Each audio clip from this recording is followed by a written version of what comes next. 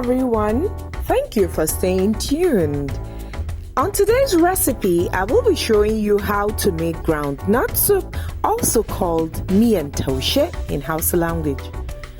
These are the ingredients you can use as seen on the recipe board. Feel free to adjust them the way you would like to.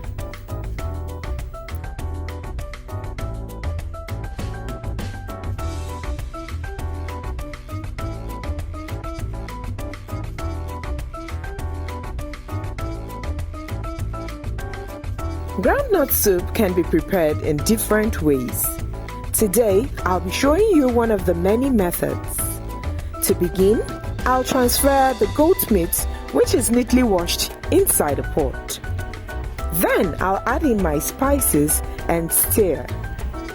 I'll steam cook the meat on low-medium heat for about 10 minutes without adding water. Next, I'll be using bell peppers, cayenne peppers, habanero peppers. You can add enough to your taste and like. In a blender, I'll add the peppers and onions and blend them. After steaming the meat for 10 minutes, I'll give it a stir. Next, I'll add the blended pepper mix, then cover and leave the meat to cook properly. Here is the groundnut I'll be using, and these are raw groundnuts.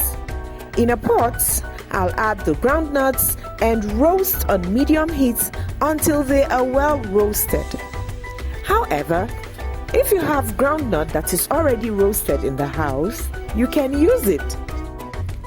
Once the nuts are roasted, I'll take it off the heat and have the skins taken off like so. Already, I will transfer it inside a blender and I'm going to be blending it dry. You can also use your dry grinder to blend it if your blender cannot handle it. The next ingredients I'll be adding include the crayfish, locust beans, calabash nutmeg, and uziza seed. I have the calabash nutmeg roasted already. Next, I'll take off the skin, but I'll need to break it to be able to take out the skin. I'll transfer the calabash nutmeg into the blender, add the uziza seeds and crayfish. Blend them together. If you don't have uziza seed, you can also use black pepper. Next, I'll be adding some diced onions to the blended groundnuts, and I'll keep stirring it for about 3 to 5 minutes until it gets solid, and I'll put that aside.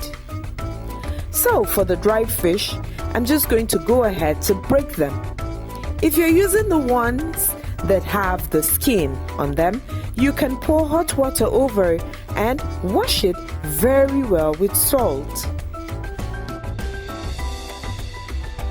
The goat's meat is halfway cooked, so I'll be adding the smoked turkey. At this point, add the dried fish, locust beans, and then add some water and give it a stir. Next, I'll be adding the groundnut paste and leave it to dissolve while cooking it on a medium heat because groundnut soup can easily get burnt and it takes time to cook. I'll cover and let it to cook.